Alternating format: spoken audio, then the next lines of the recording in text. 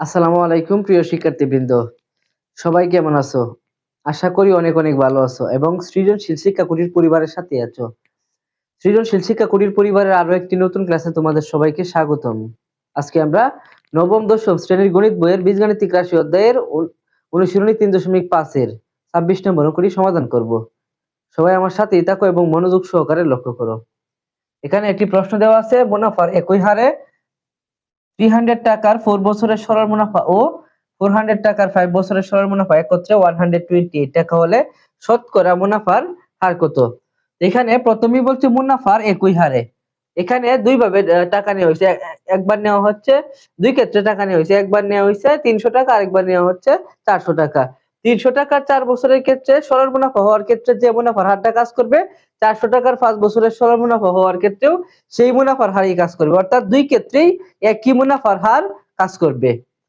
এরপরের কথা হচ্ছে, এখানে 300 টাকার 4 বছরের ক্ষেত্রে এখানে একটা সরল মুনাফা বের হবে, আবার 400 টাকার 5 বছরের ক্ষেত্রে এখানে আরেকটা সরল মুনাফা বের হবে।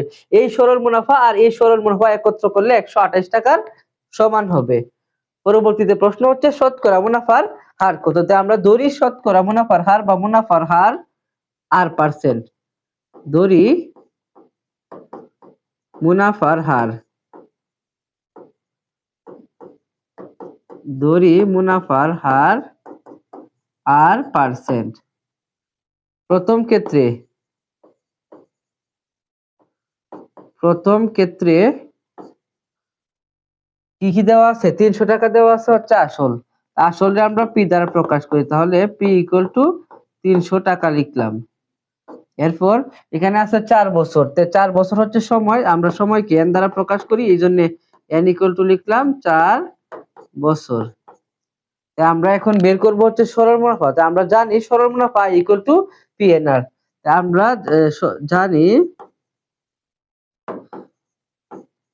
জানি সরল মুনাফা ইকুয়াল টু পিএনআর। সরল মুনাফাকে আই দ্বারা প্রকাশ করা হয়। পি এর মান হচ্ছে 300, আর এন এর মান হচ্ছে 4, আর আর এর মান তো আর পার্সেন্টই, আর পার্সেন্ট মানে হচ্ছে আর পার্সেন্ট। তাই আমরা এই যে 300 ইন্টু 4 ইন্টু আর পার্সেন্টকে আমরা 100 ভাগের 8 দিলাম। এখন 300 রে 100 দ্বারা যদি কাটি তাহলে এখানে হবে 3, অর্থাৎ 3 হবে, 3 আর 4 গুণ করলে হবে 12, আর এখানে আছে হচ্ছে আর। তে i ইকুয়াল টু 12 আর এটা হলো প্রথম ক্ষেত্রে সরল মুনাফা। এখন আমরা দ্বিতীয় ক্ষেত্রে সরল মুনাফা বের করব। দ্বিতীয় ক্ষেত্রে p ইকুয়াল টু আছে 400 টাকা, অর্থাৎ আসল আছে কত টাকা? 400 টাকা। আর দ্বিতীয় ক্ষেত্রে সময় আছে কয় বছর? 5 বছর, অর্থাৎ n ইকুয়াল টু কত বছর? n ইকুয়াল টু 5 বছর। এরপরে আবার আমরা জানি সরল মুনাফা, আবার আমরা জানি i ইকুয়াল টু কি? i equal to PNR। p এর মানটা এই ক্ষেত্রেও আছে কত? এই ক্ষেত্রে আছে হচ্ছে 400 টাকা, যে 400, আর n এর মান আছে হচ্ছে 5 বছর, আর r এর মান তো আর পার্সেন্টই। এরপরে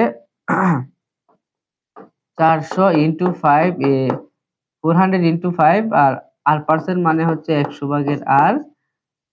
আর এখানে যদি কাটি তাহলে এখানে হবে 4 আর 5 গুণ দিলে হচ্ছে 20, আর এখানে আছে আর 20 আর যে আছে, এই 20 আরটা হচ্ছে দ্বিতীয় ক্ষেত্রে যে মুনাফা বের হইলো। এখন এই দুই মুনাফা যদি আমরা একত্র করি তাহলে কার সমান হবে?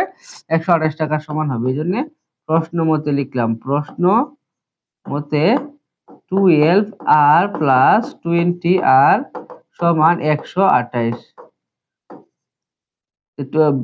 12টা আর 20টা আর হচ্ছে কয়টা? 32টা আর এখানে আছে 128। পরে আর এর সাথে এই 32 গুণাকারে আছে, এই পক্ষে আসলে কি হবে? ভাগ হবে। সুতরাং আর ইকুয়াল টু এই 128 কে 32 দ্বারা যদি আমরা ভাগ দিই তাহলে 4 হবে। আর ইকুয়াল টু 4, অর্থাৎ মুনাফার হার আর ইকুয়াল টু কত হবে? 4%। এটাই উত্তর। আশা করি সবাই